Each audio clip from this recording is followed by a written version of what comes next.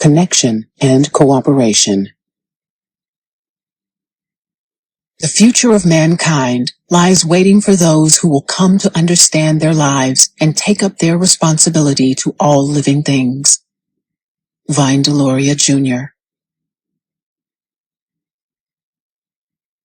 The cooperation I've been invoking as a central tenet of existence is not a sentimentalized version in which death is vanquished, all beings live happily ever after, and the only suffering is incurred by villains, who even themselves suffer only inconvenience, a pie in the face, a fiery auto accident in which they walk away clothes blackened and mustache singed. Instead, this is a ruthless cooperation, in which those who do not cooperate are extinguished, sooner or later, depending on their degree of insulation from the effects of their actions, but more importantly, and to the point, are by their refusal to cooperate, banished from meaningful participation in the larger community. We say that Native Americans had, and some still have, good relationships with the natural world. And it is undoubtedly true, as Jeanette told me, that a primary difference between Western and indigenous philosophies is that indigenous philosophies do not view listening to the land as a metaphor. But it is also true that these nations devised complex rules to guarantee their cooperation with non-human members of their larger communities. An intricate network of treaties governed the take of salmon from the Columbia River system.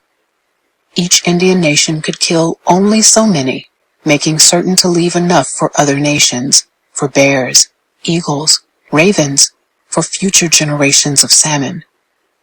The relationship between the Indians of this region and the salmon was and is deeply spiritual and reciprocal. But the treaties were hard-headed policy agreements that worked for thousands of years. Similarly, the relationship between the Indians of the plains and the buffalo was deep and respectful.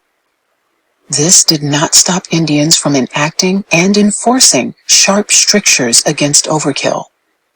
Tom McHugh describes what happened to a hunter who violated these rules. After flogging him, marshals confiscated or killed his dogs and horses, cut his lodge into pieces, burned his teepee poles, broke his bow or gun, took his meat supplies and ripped his hides, reducing him to total beggary.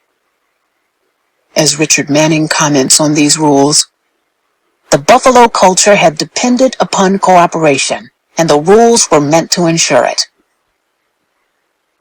Note that McHugh described enforcement as it occurred long after this buffalo culture had been contacted by civilization. It was possible that prior to contact, neither laws nor violence were necessary. The economic and familial incentives of living in a functioning community would of themselves discourage overkill. Another way to say this is that other cultures with more fully intact systems to siphon wealth from rich to poor have not needed to use violence to enforce cooperation. The desire to cooperate inheres in the values of those present. Besides, when your life depends on the buffalo, who could be stupid enough to kill too many? It is spring. Deep within a pocket of remaining old growth, the seed of a Douglas fir germinates. A tiny root reaches its tip toward the fresh, fecal pellet of a deer mouse. The night before, the mouse ate truffles, and so the pellet contains 500,000 truffle spores that passed intact through the mouse's digestive system. Because the pellet is fresh, the root tip penetrates easily and comes in contact with the spores and also a yeast extract that is food for nitrogen-fixing bacteria. The yeast stimulates the spores to germinate, and they grow into and around the tip of the root, and grow also to envelop the nitrogen-fixing bacteria and yeast. The bacteria feeds off both fungus and yeast, and in turn fixes nitrogen, crucial to both fungus and tree. The truffle continues to expand and forms a mantle around the tree's feeder root. The association is called mycorrhiza, which literally means fungus root. The tree provides simple sugars and metabolites without which the fungus cannot live. The fungus provides minerals, nutrients, nitrogen, and water, without which the tree would die. The fungus also grows new truffles to feed new deer mice, and the whole symphony begins again. A termite uses its powerful jaws to chew wood, but it cannot digest this food. That task is accomplished by a protozoan that lives in its gut. There is, however, another problem. The protozoan requires more nitrogen than decaying wood provides. The solution? Bring another creature into the dance, nitrogen-fixing bacteria. Termites feed wood to the protozoa and bacteria, both of whom reside in its gut. The bacteria feed nitrogen to the protozoa, and the protozoa digest wood and nitrogen to feed acetic acid to the termite. Everyone satisfied. An ancient tree is ready to die. It is a lodgepole pine.